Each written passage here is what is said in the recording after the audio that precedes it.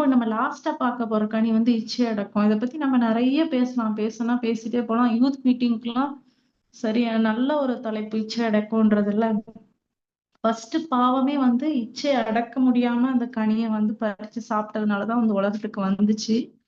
நெறைய விஷயம் இச்சை அடக்கத்துல பேசலாம். ஆண்டவர் வந்து சாப்பிட்டதுக்கு உபவாசம் முடிகிறப்ப பிசாசு வந்து சோதிக்கிறான். இந்த கல்லுகள எடுத்து அப்பங்களாகும்படி செய்யுங்க அப்படின்னு சொல்லிட்டு.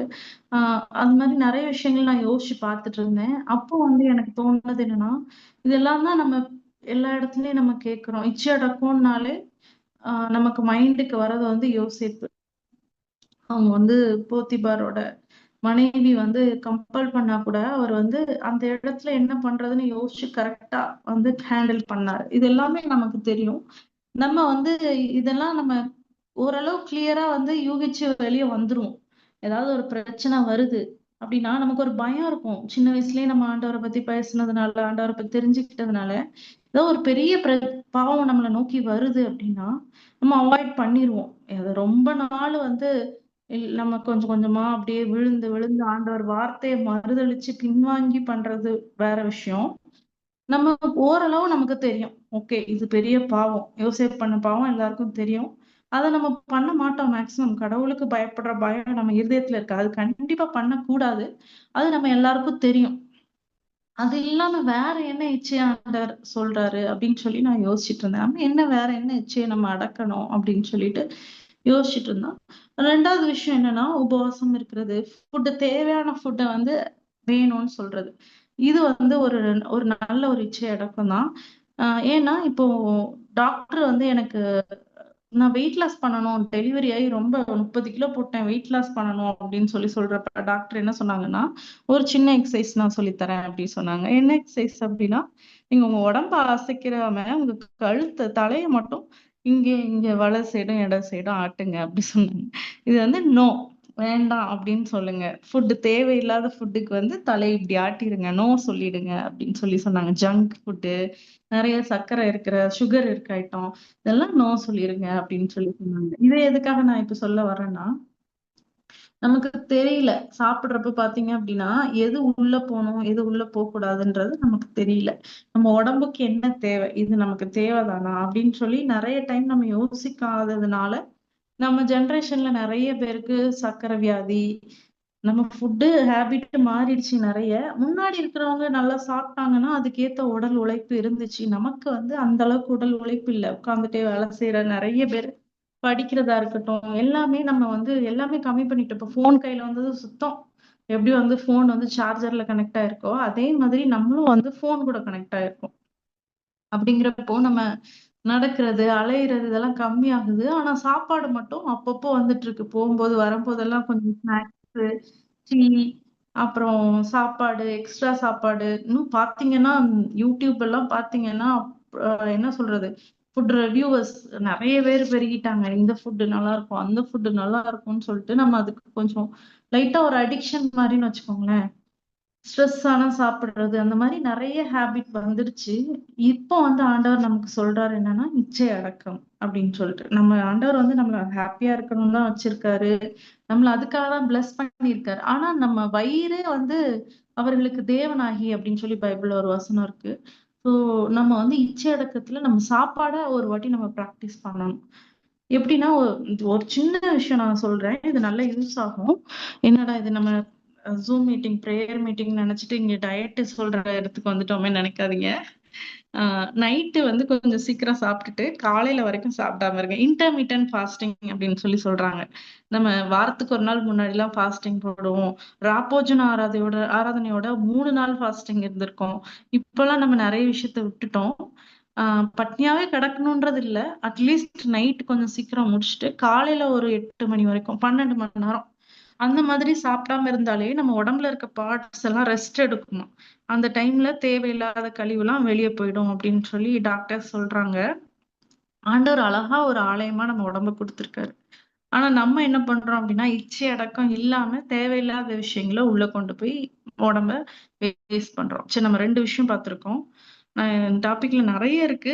அத எப்படி நான் கன்சாலிடேட் பண்ணி கன்வே பண்ண போறேன்னு எனக்கு தெரியல. ஆனா நம்ம ஒண்ணொண்ணா பார்க்கலாம். ஒரு விஷயம் என்னன்னா, தேவையில்லாத சிந்தனைகளுக்கு பாவத்துக்கு நம்ம இச்சை அடக்கமா இருக்கிறது. 2வது வந்து சாப்பாடு பார்த்திருக்கோம். இப்ப 3வது ஒரு விஷயம் இருக்கு. இது ரொம்ப முக்கியமான ஒரு விஷயம். இது ஒரு முக்கியமான விஷயம். என்னன்னா, நான் இன்னைக்கு இந்த மெசேஜ் குடுக்கணும் அப்படின்னு நான் யோசிச்சுட்டு இருக்கிறப்ப, நேத்து நான் வந்து ஒருத்தவங்கள நான் என்னோட ஃப்ரெண்டு தான். அவங்கள நான் பார்த்தேன். அவங்க என்கிட்ட வந்து பேசுனாங்க. எனக்கு வந்து முன்னாடி கொஞ்சம் ப்ராப்ளம்ஸ் இருந்துச்சு. அவங்ககிட்ட என் ப்ராப்ளம்ஸ்லாம் ஷேர் பண்ணுவேன். ஆ அவங்க கொஞ்ச நாள் ஊர்ல இல்ல. இப்ப மறுபடியும் வந்திருக்காங்க. வந்த உடனே ஆக்சுவலி அந்த ப்ராப்ளமே எனக்கு சால்வ் ஆயிடுச்சு. அந்த பிரச்சனை இல்ல இப்ப எனக்கு. ஆனா அவங்க என்கிட்ட வந்த உடனே என்னோட மாம்சம் சொல்லுது. இத பத்தி பேசலாம். ஏன்னா அது நல்லா இருக்கும்ல. மத்தவங்கள பத்தி பேசினா, ஏதாவது குறை சொன்னா நல்லா இருக்கும்ல. ஆ இதெல்லாம் பேசணும் அப்படின்னு சொல்லி நானும் ஒரு 5 நிமிஷம் அத பத்தி நல்லா இன்ட்ரஸ்டிங்கா பேசிட்டு இருந்தேன். அப்பதான் ஆண்டவர் வந்து எனக்கு ஒரு விஷயத்த உணர்த்தினாரு. வாயில கை வச்சு இப்படி உஷ்ன்னு சொல்ற மாதிரி எனக்கு தோணுச்சு. அப்போ வந்து நான் யோசிச்சுட்டு, ஆ எனக்கு அப்போ டக்குன்னு ஸ்டாப் பண்ண முடியல. அவ்ளோ இன்ட்ரஸ்டிங்கா போயிட்டு இருந்துச்சு டாபிக். உடனே நான் வந்து, "இல்ல எனக்கு கொஞ்சம் வேலை இருக்கு. நான் மீட்டிங் இருக்கு. நான் அப்புறம் வரேன்" அப்படின்னு சொல்லிட்டு நான் வந்துட்டேன். வந்துட்டு தான் யோசிச்சு பார்த்தேன். ஓகே, இது நம்ம ஆண்டவர் நமக்கு சொல்லி தராருன்னு நெனைக்கிறேன். ஏன்னா நம்ம மாம்சம் வந்து எதுக்கு ஆசைப்படுது அப்படின்னா, ஒரு விஷயம் பிடிச்சிருந்துச்சுன்னா, அத பண்றதுக்கு ரொம்ப ஆசையா இருக்கு. இப்ப அந்த பிரச்சனையே இல்ல. முன்னாடி வந்து ஒரு சில பிரச்சனை இருக்கிறப்ப, யார்கிட்ட சொல்றதுன்னு தெரியாத நேரத்துல நம்ம ஃப்ரெண்ட்ஸ் கிட்ட ஷேர் பண்ணியிருப்போம். ஆனா, இப்ப அந்த பிரச்சனையே இல்ல. ஆனாலும் அத பத்தி பேசணும் அப்படின்னு சொல்லி ஒரு ஆசை நமக்கு வருதுல்ல, அதையும் அடக்கணும். வாயே அடக்கணும்ல. வாய்னா சாப்பாடுக்கு மட்டும் இல்ல, வெளிய வர வார்த்தைகள். நம்ம ஆண்டவர் வந்து நம்ம ஒவ்வொருத்தரையும் ஒவ்வொரு விதமா படைச்சிருக்காரு. எ இப்போ ஒரு வீட்லயே நம்ம 4, 5 பேர் இருக்கோம் அப்டின்னா, ஒவ்வொருத்தரும் ஒவ்வொரு விதமான கேரக்டர் இருக்கும். நம்மளோட இச்சையினால இச்சை அடக்கம் அப்படிதானே? நம்மளோட இச்சையினால, நம்மளோட ஆசைய அடக்காம இருக்கிறதுனால, என்ன ஆயிடுது அப்டின்னா, மத்தவங்களோட வாழ்க்கையும் சேர்த்து நம்ம வாழ ஆரம்பிச்சுர்றோம். இதுதான் வந்து இருக்கறதுலே மோசமான ஒரு விஷயம் இச்சை. நம்ம நெனச்சுட்டு இருக்கோம் இச்சை அடக்கம்னா பெரிய பாவத்துல விழறது. ஃபோன்ல வந்து தேவையில்லாத வீடியோ பாக்குறது, தேவையில்லாத விஷயங்கள பண்றது, கணவர், மனைவி இருக்கும்போது மத்தவங்க கிட்ட தவறா நடந்துக்கிறது, தேவையில்லாம பேசுறது அப்படின்னு சொல்லி அதுவும் மெயினு.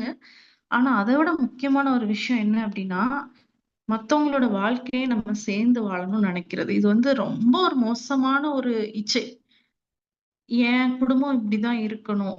என்னோட விஷயம் இப்படிதான் இருக்கணும். என் கணவர் இப்படிதான் இருக்கணும். என்னோட பேர பிள்ளைங்க இப்படிதான் வளரணும். ஆ என் வீட்டுக்கு வர்ற பொண்ணு இப்படிதான் நடந்துக்கணும். அப்படின்னு சொல்லி நம்ம எல்லாரோட வாழ்க்கையும் சேர்த்து நம்ம வாழணும்னு நினைக்கிறது மாரி ஒரு இச்சை இந்த உலகத்துல எதுவுமே கிடையாது.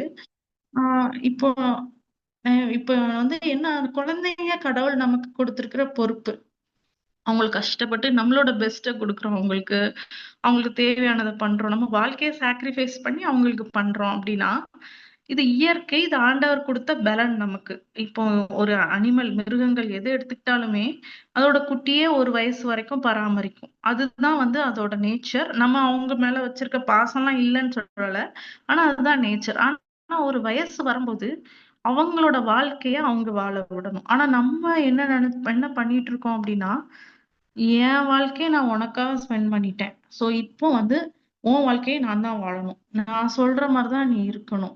நீ வந்து உன் மனைவி கூட நான் முக்கியமா? உன் மனைவி முக்கியமா? அப்படின்ற ஒரு பிரச்சனை. இது வந்து மருமகளுக்கு என்ன அப்படின்னா, இது என்னோட வாழ்க்கை அப்படின்னு சொல்லி ரொம்ப ரெஸ்ட்ரிக்ட் பண்ணி, அவங்க ரொம்ப நாள் கஷ்டப்பட்டு வளர்த்துருப்பாங்கல்ல மாமியார் ஒரு பையன. அப்படின்றப்ப அவங்களோட வாழ்க்கையில கடைசி காலத்துக்கு வந்துட்டாங்க. இப்பதான் சந்தோஷமா இருக்கலாம்னு நெனச்சா, இல்ல என் இஷ்டம். என் ஹஸ்பண்ட் வந்து என் கூடவே தான் இருக்கணும். அவர் சம்பாதிக்கிறதெல்லாம் எனக்கு மட்டும் தான் வேணும். எனக்குன்னு சொல்லி இவங்க ஒரு சைடு பிடிச்சு இழுக்குறாங்க, இச்சையினால. இந்த 2 பேருக்கும் ஒரு சமயத்துல இச்சை அடக்கம் இல்லாத காரணத்தினால, கணவர்கள் வந்து ஒரு மாரி லூஸ் மாரி ஆயிருவாங்க. இது நான் வந்து நெறைய இடத்துல பார்க்கறதுனால நான் சொல்றேன். இதுல நான் யார் இருக்கீங்க? இது யாருக்கு யூஸ் ஆகும்? அது எனக்கு தெரியல. ஆனா வந்து இதனால நெறைய ஹஸ்பண்ட் வந்து 2 பேரையும் ஹேண்டில் பண்றதே கிடையாது. 2 பேருக்கும் வந்து எது நம்ம லைஃபு, எது நம்மளோட இச்சை வந்து எந்த அளவுக்கு போகணும் அப்படிங்கிறது இல்ல. அம்மாவுக்கு வந்து பையன் தான் கூடயே இருக்கணும். பையன் தன் வாழ்க்கையில இழந்தது எல்லாத்தையும் அவன் மூலம் வரணும் அப்படின்னு ஆசை. ஒய்ஃப் வந்து எல்லாத்தையும் விட்டுட்டு வந்திருக்கேன். அது எல்லாத்தையும் புடிக்கணும். இந்த வீட்ல வந்து நான் புடிக்கணும். நான் என்னோட ராஜ்யம் தான் இருக்கணும் அப்படின்னு சொல்லி ஒரு இச்சை. லாஸ்ட்ல 2 பேர் வாழ்க்கையையும் மாத்தி மாத்தி வாழணும்னு ட்ரை பண்ணி, நிம்மதி இல்லாம குடும்பத்துல கணவர்மார்களுக்கு வாழ்க்கையே முடிஞ்சுது. அதோட அவ்வளோதான் அவங்க. அவங்களுக்கு ஹேண்டில் பண்ணணும்னு தெரியாம, எப்படி ஹேண்டில் பண்றதுன்னு தெரியாம நெறைய குடும்பங்கள் சின்னாபின்னம் ஆயிருது. இந்த இச்சை அடக்கத்துல முக்கியமான ஒரு விஷயம் என்ன அப்படின்னா, "பிறனுக்குள்ள யாதொன்றையும் இச்சியாதிருப்பாயாக" அப்படின்னு சொல்லி வசனம் சொல்லுது. தெளிவா சொல்லியிருக்கு. 10 கற்பனைகள்ல ஒண்ணு. எதையுமே இச்சிக்க கூடாதாம். பிறனோட மனைவி, கழுத எதையுமே ஆசைப்படக்கூடாதுன்னு சொல்லியிருக்கு. அப்படின்றப்போ நம்ம பிறனோட வாழ்க்கைய நம்ம வாழணும்னு ஆசைப்படுறது எவ்வளவு ஒரு மோசமான விஷயம் இல்ல? ஒருவேளை நம்ம யாராவது அப்படி யோசிச்சுட்டு இருப்போம் அப்படின்னா, அத நம்ம முதல்ல நிறுத்தணும். எப்படின்னா, இப்போ எப்படி அது அப்பன்னா நான் ஆசையே படாம இருக்கணுமா? என் இச்சையே வரக்கூடாதா? அப்படின்னு யோசிச்சோம் அப்படின்னா, இச்சை வரலாம். ஆனா அதுக்கு ஒரு லிமிட் இருக்கணும். நம்மளோட இச்சை மத்தவங்கள எந்த விதத்திலயும் அஃபெக்ட் பண்ணாம இருக்கணும். அதுதான் அதோட லிமிட். இப்போ நான் ஆசைப்பட்டு சாப்பிடுறேன். பிரியாணினா எனக்கு பிடிக்கும். நான் சாப்பிடுறேன். அதே வந்து ஆண்டவர் வேணாம் நீ டெய்லி ரசம் தான் சாப்பிடணும்னு சொல்லல. ஆனா அதனால என் உடம்பு அஃபெக்ட் ஆச்சுனாலோ, ஆ உடம்பு அஃபெக்ட் ஆச்சுன்னா என்ன ஆகும்? ஆட்டோமேட்டிக்கா வீட்ல இருக்கவங்க எல்லாரும் அஃபெக்ட் ஆவாங்க. இது வந்து ஒரு விதமான மத்தவங்கள பாதிக்கக்கூடிய ஒரு விஷயம். அப்போ இது நமக்கு இந்த டைம் தேவை. இவ்வளவுதான் சாப்பிடணும் அப்படின்னு சொல்லி நம்ம ஒரு செட் பண்றோம்ல. சாப்பாட்டுக்கு நான் சொல்றேன்ல. சுகர் பேஷண்ட்னா நல்லா தெரியும். டாக்டர் வந்து எல்லாத்துலயும் லிமிட். பிபி பேஷண்ட்னா போதும். எண்ணெயில பொரிச்சது சாப்பிடக்கூடாது. நான்வெஜ் சாப்பிடக்கூடாது. அப்படின்னு ஏகப்பட்ட விஷயம் சொல்லிடுறாங்க. இந்த மாதிரி நெறைய ரெஸ்ட்ரிக்ஷன் நம்ம உணவுக்கு, மத்த விஷயங்களுக்கு வீணானது பார்க்கக்கூடாது. அந்த மாதிரி ரெஸ்ட்ரிக்ஷன் வைக்கிற மாதிரி, நம்மளோட வாழ்க்கையிலயும் சில ரெஸ்ட்ரிக்ஷன் வைக்கணும். இப்படி இருக்கும்போது, இப்படி இவ்ளோ ஆசைய அடக்கிட்டு நம்மளால இருக்க முடியுமா? இது என்ன வாழ்க்கை? அப்படின்னு நம்ம நெனச்சோம்னா, ஒருத்தர் இருக்காரு. அவரு ஒருத்தர் தான் வந்து எப்போதும் நம்ம கூட இருப்பாரு. நம்மளோட இச்சைய, நம்மளோட ஆசைய அவர் மேல வச்சு அவரால மட்டும் தாங்க நம்மள சாட்டிஸ்ஃபை பண்ண முடியும். இந்த உலகத்துல இருக்க வேற யாராலயும் சாட்டிஸ்ஃபை பண்ண முடியாது. நம்ம நெனைக்கிறோம், இவங்க தான் எனக்கு எல்லாமே அப்படின்னு சொல்லி ஒரு சில பேர் நெனைக்கிறோம். இவங்க இல்லாம நான் வந்து இருக்கவே முடியாது அப்படின்னு சொல்லி நெனைக்கிறோம். ஆனா, அதெல்லாம் வந்து ஒரு நாள்ல அழிஞ்சு போயிரும். அதுக்காக யாருமே வேணான்னு நம்ம சொல்ல முடியாது. ஆனா, இவங்க தான் அப்படின்னு நீங்க யாரையாவது நெனச்சீங்க அப்படின்னா, கண்டிப்பா அத வந்து ஷேக் பண்ணி விட்டுருவாரு காட். ஏன்னா, அவருக்கு பிடிக்கவே பிடிக்காது. அவர் ரொம்ப பொசசிவ். எனக்கு தான் நீ அப்படின்றதுல ரொம்ப தெளிவா இருப்பாரு. நம்ம யார் மேலயாவது ரொம்ப அன்பா வச்சிருக்கோம், ஆண்டவருக்கு முன்னாடி அவங்கள வச்சிருக்கோம் அப்படின்னா, இல்ல இவங்க உனக்கு இல்ல அப்படின்னு சொல்லி ஒரு நிலைமை எப்படி ஆபிரகாம் வந்து ஈசாக்கு கொண்டு போய் வச்சாரோ, அதே மாதிரி. இல்ல இது இச்சை அடக்கத்துக்கு ஆபிரகாம கூட நம்ம வந்து எக்ஸாம்பிளா வைக்கலாம். ஆபிரகாமுக்கு வந்து ஒரு ஒரு நல்ல குழந்தை வேணும்னு ரொம்ப ஆசை. அதுக்கு ஏத்த மாரி ஈசாக் கிடைக்கிறாரு. அவரோட இச்சை அவன வந்து இப்படிலாம் வளர்க்கணும். எவ்ளோ ஆசை இருந்திருக்கும்ல. நம்ம பையன் வந்து வயசாகி நம்ம அப்புறம் நம்ம பார்த்துருக்கோம். நம்மள இனிமே அவன் பார்த்துக்குவான். அவன் இருக்கான் நமக்கு அப்படின்னு சொல்லி அவ்ளோ ஆசையா இருக்கும். அத அடக்கிட்டு ஆண்டவருக்கு கீழ்ப்படிகிறான். இது மாதிரி நம்மளோட விஷயங்கள்லாம் ஒப்பு குடுத்துட்டு, ஏசப்பா எனக்கு இந்த எனக்கு இவங்கள சில நேரம் வந்து நம்மளோட அன்பு, நம்மளோட இச்சையே வந்து மத்தவங்கள கட்டி போட்டுரும். மத்தவங்கள செயல்படவே விடாது. அப்படிப்பட்ட ஒரு மோசமான அன்பா மாறிடும். அந்த டைம்ல நம்ம கரெக்ட்டா அடக்கணும். இப்ப எக்ஸாம்பிள் சொல்றதா இருந்துச்சுன்னா, என்னோட கணவருக்கு வந்து கிரிக்கெட் விளையாடுறதுன்னா ரொம்ப பிடிக்கும். ரொம்பன்னா ரொம்ப, ரொம்ப, ரொம்ப.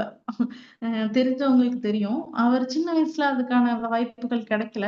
இப்போ வந்து இப்போ சனி, ஞாயிறு 2 நாள் லீவ் இருக்கும். மத்த நாள் எல்லாம் நாங்க 2 பேரும் வேலை செய்றோம். ஆ சனி, ஞாயிறு 2 நாள் இருக்கும் அப்டின்னா, 2 நாளுமே அவரால விளையாடினா மட்டும் தான் அவருக்கு வந்து அந்த வாரத்த முடிச்ச மாதிரி ஒரு இருக்கும். இது அவரோட ஒரு இச்சை. இப்போ எனக்கு என்ன இச்சை அப்டின்னா, வாரம் ஃபுல்லா வேலைக்கு போறோம். 2 நாள் லீவ் இருக்கு. ஏதாவது குழந்தைய கூட்டிட்டு போணும், எங்கேயாவது வெளிய போணும் அப்டிங்கிறது என்னோட இச்சை. 2மே நியாயமானது தான் இல்ல. இந்த டைம் வந்து ரொம்ப இத மேனேஜ் பண்ண முடியாம ஆச்சு. இது அப்போ வந்து நான் வந்து என்ன யோசிக்கிறேன் அப்டின்னா, 2 நாள்ல 1 நாள் வீட்ல இருக்கணும். இருந்தே தான் ஆகணும். அப்டி இல்ல அப்டின்னா, ஆ நான் வந்து இது இதுக்கப்புறம் இது ப்ரொசீட் பண்ண முடியாது. அப்டிங்கிற மாரி ஒரு ரெஸ்ட்ரிக்ஷன வச்சேன். நான் நெனச்சேன் நம்ம பண்றது கரெக்ட் தானே நியாயமான விஷயம் தானே. இதுல என்ன தப்பு இருக்கு அப்டின்னு சொல்லிட்டு. ஆ ஆனா அவரு வந்து கிளியரா சொல்ட்டாரு. நான் வந்து 1 நாள் ஃபுல்லா அந்த மாரி நான் வீட்ல இருந்தேன் அப்டின்னா, ஆ என்னால நிம்மதியா இருக்க முடியாது. அது உனக்கு ஓகேன்னா, ஓகே நான் இருக்கிறேன். அப்டின்ற மாரியே இருந்துச்சு. நான் வீட்ல இருந்தாலுமே வந்து அது பீஸ்ஃபுல்லா இல்லாத மாரி இருந்துச்சு. அப்ப நான் யோசிச்சேன். நம்மளோட ஆசை என்ன? எல்லாரும் சந்தோஷமா இருக்கணும்ன்றது தானே. நம்ம ஏன் அதுக்கு ஆப்போசிட்டா தானே நம்ம பண்ணிட்டு இருக்கோம். ஒரு ரெஸ்ட்ரிக்ஷன வச்சு தானே பண்ணிட்டு இருக்கோம் அப்படின்னு சொல்லிட்டு நான் வந்து அந்த விஷயத்த ஆண்டவர்கிட்ட ஒப்படைச்சுட்டேன். அவர் போட்டும்பா அவரு நல்லா விளையாடுறாரு, உட்கார்ந்து வேலை செய்றாரு. நல்லா விளையாடுறது நல்ல விஷயம் தான். அப்படின்னு சொல்லிட்டு நான் இத எனக்கு ஹேண்டில் பண்ண சொல்லிக் குடுங்கப்பா. அப்படி என்னோட இச்சைய நான் அடக்குறேன். என்னால நான் ரொம்ப எக்ஸ்பெக்ட் பண்றேன் நெறைய விஷயங்கள்ல. நான் அந்த இச்சைய வந்து நான் அடக்குறேன்ப்பா. நான் அந்த டைம் நான் வந்து நான் எப்பல்லாம் வந்து இந்த இச்சையினால பாதிக்கப்படுறனோ, எப்பல்லாம் மிஸ் பண்றனோ, அந்த டைம்ல வந்து நான் என்ன பண்ணணும்னு எனக்கு சொல்லிக் குடுங்க. நான் இந்த இச்சையெல்லாம் நான் உங்க மேல வைக்கிறேன். அப்படின்னு சொல்லி நான் ஆண்டவர்கிட்ட நான் ஒப்பு குடுத்தேன். அவர் நான் வந்து ஒப்பு குடுத்து இந்த பிரச்சனையில இருந்து நான் வெளிய வரணும்னு நெனைக்கிறப்போ, ஆ என்னோட கணவர் வாழ்க்கையில ஆண்டவர் ஒரு சில மாற்றங்கள கொண்டு வந்தாரு. இப்போ வந்து ஒரு பேலன்ஸ்டா ஓகே. இந்த இந்த டைம் நான் இருக்க மாட்டேன். இந்த டைம்ல அப்ப இத வச்சுக்கலாம். அந்த மாதிரி ஒரு சுமூகமா இது முன்னாடி வரைக்கும் அது அது வந்து சுமூகமா போறதுக்கான வாய்ப்பே இல்லாம இருந்துச்சு. ஏன்னா, எனக்கும் இச்சை அடக்கம்ன்றது இல்ல. இப்போ சில நேரம் வந்து நம்ம நம்ம ரொம்ப ஆசைப்பட்டு நம்ம என்ன பண்றோம்? முக்கியமான விஷயம் என்ன ஆசைப்படுறது? சந்தோஷமா இருக்கணும்ன்றது தான். நம்மளோட ஆசையினால அந்த முக்கியமான கோலே வந்து நாசமா போயிடுதுல்ல. வீட்ல அப்படிதானே. நம்ம பிள்ளைங்க, பேரன், பேத்திங்க, மாமியார், மாமனார் எல்லாரும் சந்தோஷமா இருக்கணும். அதுதானே ஆண்டவர் குடுத்த ஒரு விஷயம். நம்மளோட ஆசையினால சில நேரம் வீட்ல சமாதான குறைவு ஏற்படலாம். அப்போ நான் என்ன ஏசப்பா பண்றது? அப்டின்னா, நம்ம இச்சைய அடக்கணும். இச்சைன்றது சுயத்த குறிக்குது. அத நான் சொன்னேன்ல ஏற்கனவே, தேவையில்லாத விஷயங்கள பேசுறது அப்டிங்கிறது நல்லா இருக்கும். அதுதான் வந்து நம்ம மாம்சத்தோட இச்சை. ஒரு சில பேர் இப்போ நம்ம ஒருத்தவங்ககிட்ட ஒரு கேங்கா நம்ம ஃபார்ம் ஆயிருவோம். இல்ல ஒருத்தவங்ககிட்ட கம்ஃபர்டபுளா ஆயிருவோம். இப்போ எக்ஸாம்பிள் சொல்றேன் அப்டின்னா, இப்போ யார்கிட்டயாவது நம்ம வந்து எதையாவது பத்தி குறை சொல்ல ஆரம்பிக்கிறோம். யாரோ ஒருத்தங்கள பத்தி பேச ஆரம்பிக்கிறோம். ஒருத்தங்கள டார்கெட் பண்ண ஆரம்பிக்கிறோம் அப்டின்னா, அவங்களும் அதுக்கு நல்ல பாயிண்ட்ஸ் எடுத்து குடுத்தாங்க அப்டின்னா, லாஸ்ட்ல வர வர என்ன ஆயிரும், அவங்கள பத்தி பேசிட்டே இருப்போம் நம்ம. அப்போ நம்ம அவங்கள பார்க்கும்போது என்ன ஆகும், அவங்க நல்லவங்களா ஆகணும்னு ட்ரை பண்ணாலுமே, அவங்கட்ட இருக்க குற்றங்கள் தான் நம்ம கண்ணுக்கு முன்னாடி வரும். ஏன் அப்டின்னா, அவங்ககிட்ட சொல்லணும்ல, பேசணும்ல, அதுக்கு நமக்கு பாயிண்ட்ஸ் வேணுமே. அப்டின்றப்ப அவங்க கூட நம்ம சமாதானமே இல்லாம போயிரும். இதெல்லாமே வந்து ஆண்டவர் அ வெறுக்கிற ஒரு விஷயம். இச்சை இல்லாத ஒரு விஷயம். அதே மாரி இச்சை அடக்கத்துல இன்னொரு விஷயம் என்னன்னா, நாவ அடக்குறது. தேவையில்லாத வார்த்தை பேசக்கூடாது. ஆ நல்ல அப்படி பாயிண்டா எடுத்து வச்சு பேசுறது, மத்தவங்கள திட்டுறது, அது எல்லாமே நல்லா இருக்கும். நம்ம நெனச்சுட்டு இருக்கோம், அது நம்மளோட கேரக்டர். இத என்னால மாத்த முடியாது. அதே மாரி நம்ம நியாயமா இருக்கோம் அப்படின்னு நம்ம நெனச்சுட்டு இருக்கோம். நம்ம கிறிஸ்டியன்ஸ் ஒவ்வொருத்தரும் வந்து மத்தவங்ககிட்ட பேசுறதுக்கெல்லாம் இப்பலாம் நமக்கு என்ன எண்ணம் அப்படின்னா, நான் பரிசுத்தவான். நான் கரெக்ட்டா தானே சொல்றேன். அவங்க பேர்ல தப்பு இருக்கு தானே. அதுதானே நான் சொல்றேன். நான் மனசுல வச்சுட்டா இருக்கிறேன் அப்படின்னு சொல்லி. அப்படி ஒரு வேள நம்ம நெனச்சோம்னா, பேசாதீங்க அப்படின்னு ஆண்டவர் சொல்றாரு. கோவம் வரப்ப பேசாதீங்க. அந்த இச்சை பேசணும். இது வந்து நான் பெரியவன்னு காட்டிக்கணும் அப்படின்னு ஒரு இச்சை வருதுல்ல, அத வந்து அடக்கிட்டு, அவங்க பாயிண்ட் ஆஃப் வியூல இருந்து யோசிச்சு பார்க்கணும். ஒருவேள நான் அவங்களா இருந்தேன்னா, எதற்காக இத நம்ம பண்ணியிருப்பாங்க? ஒருவேள இப்படி இருந்திருக்குமோ? நம்மள மதிக்காம பண்ண மாரி தெரியலையே! அவங்களுக்கு தெரியலையோ ஒரு வேள? அதனால தான் பண்ணியிருப்பாங்கன்னு நெனைக்கிறேன். சரி நம்ம வந்து அ இத நம்ம எப்படின்னு மெதுவா பேசி தீர்த்துக்கலாம் அப்படின்னு சொல்லி ஒரு நிமிஷம் யோசிச்சு, அந்த இச்சைய அடக்கிட்டு, நம்ம பெரியவங்கன்ற எண்ணத்த அடக்கிட்டு, நம்ம மத்தவங்ககிட்ட பேசும்போது, ஆண்டவர் ரொம்ப சந்தோஷப்படுவார். இது ஒரு சின்ன பிராக்டிஸ் தான். நான் ஏற்கனவே சொல்லியிருக்கேன். கனி கொடுக்கிறதுன்றது இட்ஸ் அ பிராக்டிஸ். ஒரு செடி வந்து வளரும்போது, கனி கொடுக்கணும் அப்படின்னா, ஒரே நாள்ல வந்துராது. அப்படியே நம்ம கிறிஸ்மஸ் ட்ரீல தான் அந்த கனிலாம் வரும். அப்படியே தொங்க விட்டுருவாங்க ஒரே நாள்ல. ஆனா உண்மையிலே ஒரு மரம் வந்து கனி கொடுக்கணும் அப்படின்னா, அது கிளைக்கு போற தண்ணி எல்லாம் சேவ் பண்ணி, அது வந்து அதோட பூக்கு குடுக்கும். அதோட பூக்கு குடுத்து வெயிட் பண்ணும். அந்த பூ வந்து கனிஞ்சு காயா மாறும். காய் மாறி கனியா வரும். இது எவ்வளோ பெரிய ப்ராசஸ்ல. ஸோ இப்படிப்பட்ட கனியாகிய இச்சை அடக்கத்த நம்ம கொடுக்கணும் அப்படின்னா, ஆண்டவர் கூட கண்டிப்பா இணைஞ்சிருக்கணும். ஆண்டவர் இல்லாம இந்த இச்சை அடக்கத்த பண்ணவே முடியாது. ஒரு நிமிஷத்துல இடறி போயிரலாம். ஒரே செகண்ட் அவ்வளவுதான். இப்போ இப்போ என்னோட சிச்சுவேஷன் நான் நெனச்சு பார்ப்பேன். நம்ம தனியா இருக்கோம். நம்ம ரொம்ப மிஸ் பண்றோம். இதே சிச்சுவேஷன்ல வேற யாராவது இருந்தா என்ன பண்ணுவாங்க? ஆண்டவர் இல்லாதவங்க இருந்தா என்ன பண்ணுவாங்க?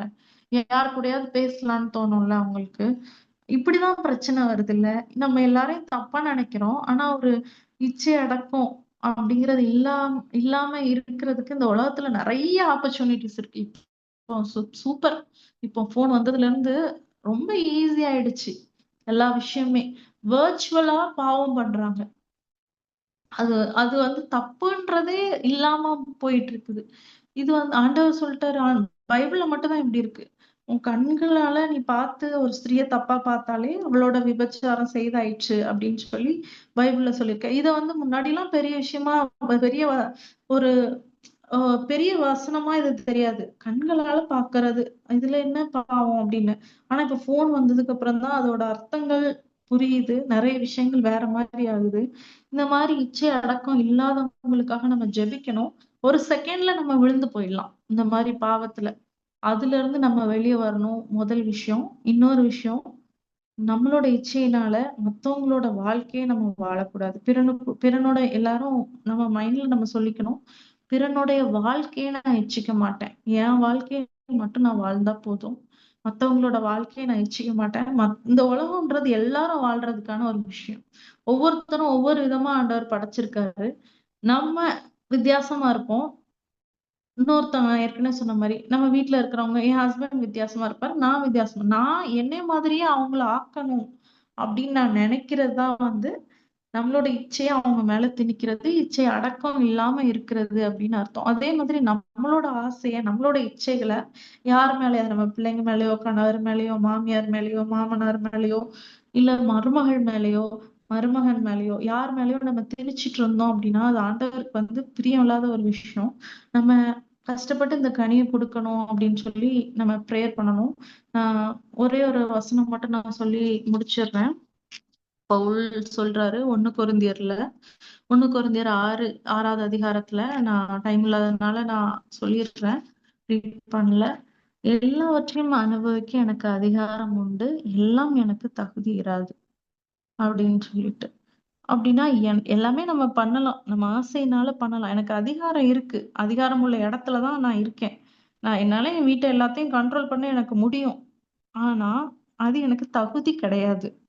மத்தவங்களுக்கு அது ஒரு வேள நியாயமா இருக்கலாம். ஆண்டவர் பிள்ளைங்களுக்கு அது தகுதி கிடையாது. நமக்குன்னு ஒரு சில தகுதிய ஆண்டவர் குடுத்திருக்காரு. நம்ம அவரோட பிள்ளைங்கன்றப்ப அவரோட விஷயங்கள் நம்மகிட்ட இருக்கும். ஆ ஒரு சின்ன சம்பவத்த சொல்லி முடிக்கிறேன். டைம் ஆயிடுச்சு. தாவீது வந்து பத்சேபாள் இடத்துல பாவம் செய்றாரு. அப்போ அந்த பால்கனி நம்ம பாஷையில சொல்லப்போனா, உப்பரி மேல ஏறி நின்னு பார்த்துட்டு இருக்காரு குளிக்கிறத. இப்போ அவள சேர்த்துக்கொண்டு மனைவியாக்கிக்கிறாரு. உரியாவ கொண்டுர்றாரு. சரி, இது வந்து தப்புதான் இல்ல. ஆனா, ராஜாக்களுக்கு அது தப்பு கிடையாது. ஏன்னா, ராஜாவோட வாழ்க்கையில இது ஒரு சகஜம். சாதாரண மேட்டர். வேற மனைவி சேர்க்கிறது, அந்த மனைவியோட ஹஸ்பண்ட கொல்றது. ஏன்னா நெறைய மனைவி எவ்வளவு வேணாலும் வச்சுக்கலாம். ராஜாவோட அதிகாரத்துக்கு. இப்ப இந்த வசனத்த நம்ம வச்சு பார்க்கலாம். அவருக்கு தாவீதுக்கு எல்லாவற்றையும் அனுபவிக்க அதிகாரம் உண்டு. ஆனா அது அவருக்கு தகுதி கிடையாது. மத்த ராஜாக்களுக்கு அது தகுதிதான். ஆனா தாவீது ஆண்டவரோட பிள்ளை. அது அவருக்கு தகுதி கிடையாது. அதேதான் இப்போ மற்ற மாமியார்களுக்கு தகுதி இருக்கு. நம்ம ஆண்டவரோட பிள்ளை, ஆண்டவருக்கு கனி கொடுக்கணும்னு நினைக்கிறவங்க, நம்ம மத்தவங்கள கண்ட்ரோல் பண்றதுக்கு நமக்கு தகுதி கிடையாது. மத்த மருமகள்களுக்கு இப்ப மத்தவங்கலாம் சொல்றத கேட்டீங்கன்னா, உங்களோட விஷயத்தெல்லாம் ஷேர் பண்ணீங்கன்னா, "நீ என்ன இப்படி பைத்தியக்காரியா இருக்கிற? எவளாவது இப்படி இருப்பாளா? உன் வாழ்க்கை அவங்க வாழ்ந்துட்டு இருக்காங்க. சண்டை போடு" அப்படின்னு சொல்லிக் குடுப்பாங்க. ஏன்னா மத்தவங்களுக்கு அது கரெக்ட். அதுதான் நியாயம். ஆனா நீங்க போய் சண்டை போடுறது உங்களுக்கு தகுதி கிடையாது. எல்லாவற்றையும் அனுபவிக்க எனக்கு அதிகாரம் உண்டு. எல்லாம் எனக்கு தகுதியா இராது. ஏன்னா, நான் அதுல வந்து இச்சை அடக்கமா இருக்கிறேன். என் வாழ்க்கையில இச்சை அடக்கத்த ஆண்டவர் வந்து தந்திருக்காரு. நான் அத வச்சு நான் இத கண்ட்ரோல் பண்றேன் அப்படின்னு சொல்லி நம்ம ஒரு விஷயத்த எடுக்கிறப்போ, மத்ததெல்லாம் ஆண்டவர் பார்த்துப்பாரு. நம்ம மனசுல இருக்க ஆசைய நிறைவேத்தாம எங்க போயிற போறாரு சொல்லுங்க? அவர் பண்ணுவாருங்க. நமக்கு எது தேவையோ அத அவரு பண்ணுவாரு. நம்ம பண்ணணும்னு நெனச்சு மத்தவங்கள கஷ்டப்படுத்தாம இருந்தாலே போதும். நம்மள நேசிக்கிற ஒரு ஆண்டவர், ஒரு நல்ல தகப்பன். நம்ம அம்மா, அப்பாவே பாருங்க, நம்ம பிள்ளைக்கு இதுனா பிடிக்கும் அப்படின்னு செஞ்சு தராங்க. நம்ம இச்சைய அவர் நிறைவேத்துவாரு. நம்ம நிறைவேத்தாம இருக்க சொல்லல.